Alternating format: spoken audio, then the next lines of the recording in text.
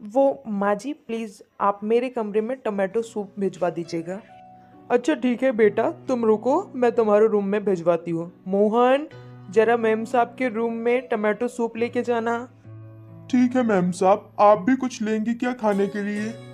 अरे नहीं नहीं, मेरा भी कुछ खाने का मन नहीं है, बस तुम मैम साहब को जाके दे दो। ठीक है मैम साहब, मैं लेके जाता हूँ अभी। पता नहीं इस बहू से कब आखिर छुटकारा मिलेगा। हे भगवान, ये बुढ़ापे में तूने मुझे कौन सा दिन दिखा दिया है।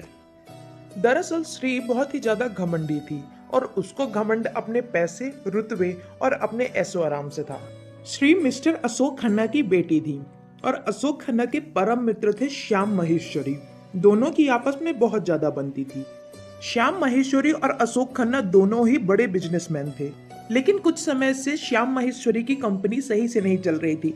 इस कारण से उन्होंने अशोक खन्ना से करीबन 1 करोड़ रुपए उधार लिए थे, लेकिन अशोक खन्ना ने उन पैसों को देने के लिए एक शर्त रखा था। दरअसल अशोक खन्ना की एक बेटी थी श्री, वह मांगलिक थी, इसलिए अशोक खन्ना चाहते थे कि श्याम महेश्वरी अपने बड़े बेटे नीरज के साथ उसका विवाह कर दे, क्योंकि श्याम महेश्वरी के 2 बेटे थे, नीरज और प्रियम। कुछ दिन बाद हुआ भी ऐसा। अशोक खन्ना ने श्याम महेश्वरी को 1 करोड़ रुपए दे दिए और अपनी बेटी भी श्याम महेश्वरी के बड़े लड़के के साथ ब्याह दी। मालती इसीलिए श्री को कभी कुछ नहीं कहती थी, क्योंकि वो कर्ज के बोझ में दबी हुई थी। वहीं श्री इस बात का फायदा उठाती। ऐसे ही एक दिन की बात, जब मैं तुम लोगों की पेमेंट काटूंगी ना, तब तुम लोगों को समझ में आएगा। एक काम ठीक से नहीं करते हो, नालायक कहीं के।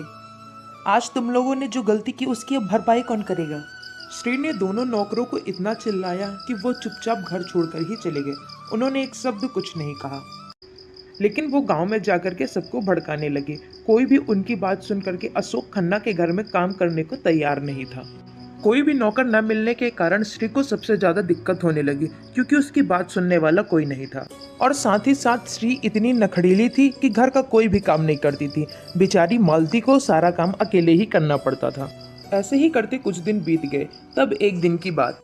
सौम्या, मैं तुमसे अब जल्द से जल्द शादी करना चाहता हूँ। मुझे माँ की ऐसी हालत देखी नहीं जाती। प्रियम, पर हुआ क्या है पहले ये तो बताओ। और आज तुम इतने परेशान क्यों दिख रहे हो। सौम्या, तुम तो मेरी भाभी को जानती ही हो, वो कितनी अड़बल और खड़ूस है। वो माँ को इतना परेशान करती है कि मुझे देखा नहीं जाता। इसलिए मैं तुमसे जल्द से जल्द शादी करके अपनी माँ को सुख देना चाहता हूँ। तुम मेरा साथ दोगी ना सौम्या?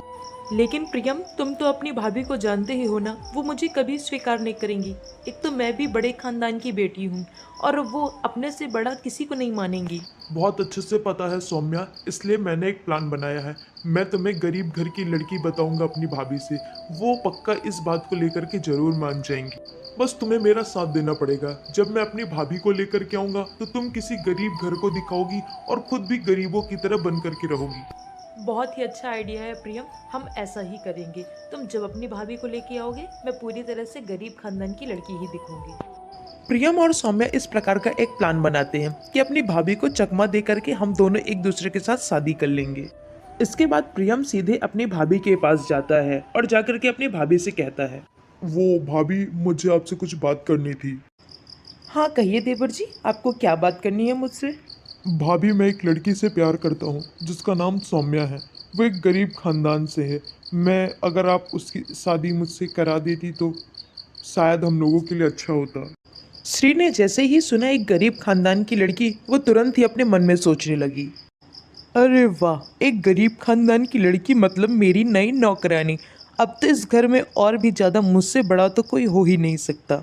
ठीक है देवर जी, हम कल ही उसे देखने चलेंगे। अगर मुझे सही लगी तो रिश्ता पक्का समझिएगा। दूसरे दिन सुबह होते ही श्री अपने देवर के साथ सौम्या के घर जाती है। क्या देवर जी, सौम्या इस झोपड़ी में रहती है। आप एक बार मुझसे कह दिए होते, मैं अमीर खानदान की लड़की आपके लिए ढूंढ देती। पर खैर कोई बात नहीं, आपकी लव मैरिज हो रही है, मुझे तो इसी बात की खुशी है। हो गया भाभी, शायद मेरी किस्मत में ऐसा ही लिखा है, इसलिए ऐसा हो रहा है। इन सब से श्री बहुत ज्यादा खुश थी, क्योंकि उसे बैठे बैठाए एक नई नौकरानी जो मिलने वाली थी।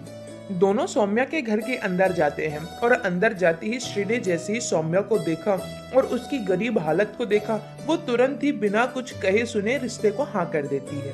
आपका बहुत बहुत धन्यवाद। आपके कदम हमारे लिए बहुत शुभ हुए। मेरी बच्ची के लिए एक नई खुशी लेकर आए हैं। आइए ना दीदी, बैठिए अंदर, मेरा घर तो देख के जाइए। नहीं सौम्या, अब हम लोग चलते हैं। बस आप लोग तैयारी करिए शादी की। इस रिश्ते के लिए श्री का हाँ करते ही सभी लोग शादी की तैयारी में लग गए और कुछ ही दिनों के बाद प्रियम और सौम्या की शादी करा दी गई।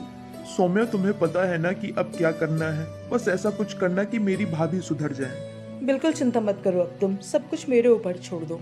सौम्या, इधर आना थोड़ा।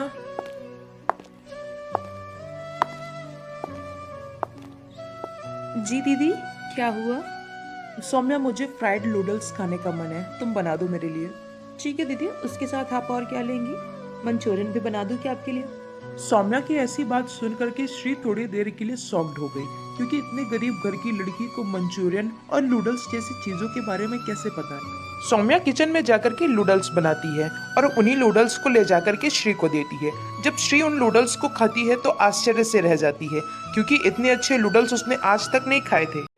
जैसे जैसे समय बीतता गया, श्री सौम्या को और ज्यादा परेशान करने लगी। वो उसे दिन भर काम देती और सौम्या भी बेचारी चुपचाप पूरा काम कर देती। ऐसे ही करते कुछ दिन बीत गया। तब एक दिन की बात, श्री अपने रूम में जा रही थी, तभी श्री का पैर फिसला और वो नीचे सीधे गिर गई। उसे तुरंत हॉस्पिटल में भर्ती कराया गया। डॉक्टर ने पैर में फ्रैक्चर बताया।